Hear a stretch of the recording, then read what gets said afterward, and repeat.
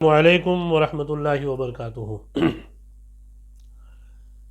कल की वीडियो में हम लोगों ने देखा कि दहेज की लालच में दूल्हे वालों ने दुल्हन के साथ क्या सलूक किया।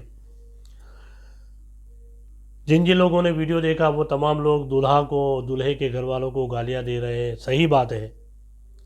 मगर मेरा नज़रिया ये है कि कहीं ना कहीं लड़के वाले भी कसूरवार हैं, लड़की वाले भी कसूरवार हैं। क्योंकि आपने देखा होगा कि बहुत सारी जगह पर जब दहेज दिया जाता है तो दो दो तीन तीन बाइकें और करोड़ों रुपये, गाड़ी वगैरह सब लोगों को दिखाकर देते हैं कि देखो हम अपनी बच्ची की निकाह के अंदर ये सारी चीज़ें दे रहे हैं। ये लड़की वालों का भी कहीं ना कहीं कसूर है। अगर आपको देना ही है आपकी बच्ची को निकाह के दिन क्यों, आप एक हफ्ते के बाद, एक साल के बाद बच्ची के लिए कुछ अच्छा मकान बना दीजिए, या कहीं जॉब की ज़रूरत है आपके दामाद को तो वो काम करा दीजिए। हम कसूरवार हैं। अगर हमारी बच्ची का कहीं से निकाह की बात आती है तो हम सबसे पहले क्या तलाश करते हैं, लड़का पढ़ा लिखा है कि नहीं पढ़ा लिखा, लड़का डॉक्टर है कि नहीं, लड़का इंजीनियर है कि नहीं है, डॉक्टर ने मैट्रिक पास की है कि नहीं की है। हमने कभी ये नहीं देखा कि लड़का नमाजी है कि नहीं नमाजी है, लड़का कुरान पढ़ता है कि नहीं पढ़ता है, लड़का अच्छे अखलाक वाला है कि नहीं है। हमने कभी ये नहीं देखा। अगर आपने एक डॉक्टर की बजाय, एक इंजीनियर की बजाय, या कोई ऐसे बद अखलाक शख्स की बजाय अगर आपने एक पढ़े लिखे इंसान को चुना होता, आपने एक नमाजी बंदे को, एक रोज़ा रखने वाले बंदे को, एक इल्म हासिल करने वाले बंदे के साथ अगर अपनी बच्ची का निकाह किया होता तो ये सारे मामलात कभी नहीं होते। लड़कियों को भी और लड़की के माँ बाप को भी ये सोचना चाहिए कि जब कहीं से रिश्ता आता है, दीनदार है, पढ़ा लिखा है, छोटी मोटी नौकरी करता है, हम लोग फटाक से मना कर देते हैं, बोले नहीं हम अपनी बच्ची को ये ऐसी जगह पर निकाह हम हमारी बच्ची का नहीं पढ़ाएंगे। करता क्या है, 5 वक्त की नमाज़ पढ़ता रहता है, चेहरे पर दाढ़ी सजा कर रखी है, ये क्या हमारी बच्ची को खिलाएगा। मगर याद रखना, ऐसे ही लोग जब आपके दरवाजे पर बारात लेकर आते हैं तो उनको अपनी इज्जत के साथ साथ लड़की और लड़की के माँ बाप और ससुराल वालों की इज्जत की पड़ी होती है। वो कभी उनकी इज्जत को पामाल नहीं होने देते।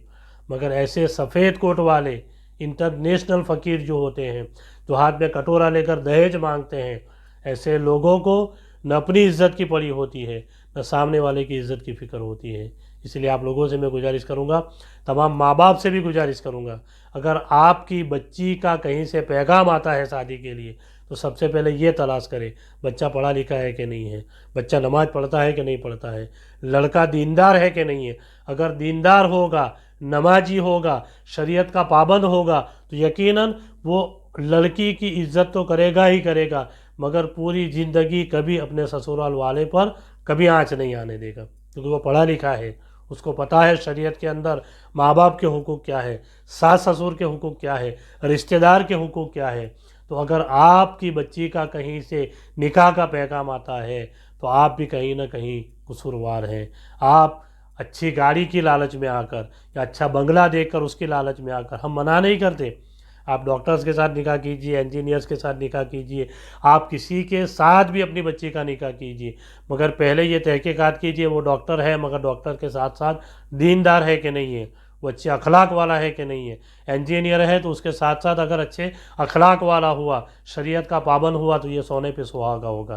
तो मैं तमाम ही हजरात से गुजारिश करूँगा और तमाम लड़के और लड़की के माँ बाप से गुजारिश करूँगा कि सबसे पहले प्रायोरिटी ये होनी चाहिए, सबसे पहले अहद ये करना चाहिए कि अगर हमारी बच्ची का या हमारे बच्चे का निकाह का पैगाम कहीं से आएगा तो हम सबसे पहले ये तहकीकात करेंगे लड़की दीनदार है कि नहीं है, लड़का दीनदार है कि नहीं है। अगर लड़का और लड़की दीनदार है, पढ़े लिखे हैं, नमाज़ पढ़ने वाले हैं, रोज़ा रखने वाले हैं, बड़ों की इज़्ज़त करने वाले हैं, तो यकीनन जब उनका निकाह होगा तो कभी भी उस निकाह के अंदर कोई प्रॉब्लम नहीं आएगा और दोनों मियाँ बीवी एक दूसरे के ससुराल वालों की इज़्ज़त की, लोगों की ताज़ीम करते रहेंगे और उनकी इज़्ज़त पर कभी आँच नहीं आने देंगे। अल्लाह ताला के बारगाह में दुआ करें, इलाहुल आलमीन हम सारे मुसलमानों को सही तरीके से दीन इस्लाम पर चलने की नेक तौफीक अता फरमाए।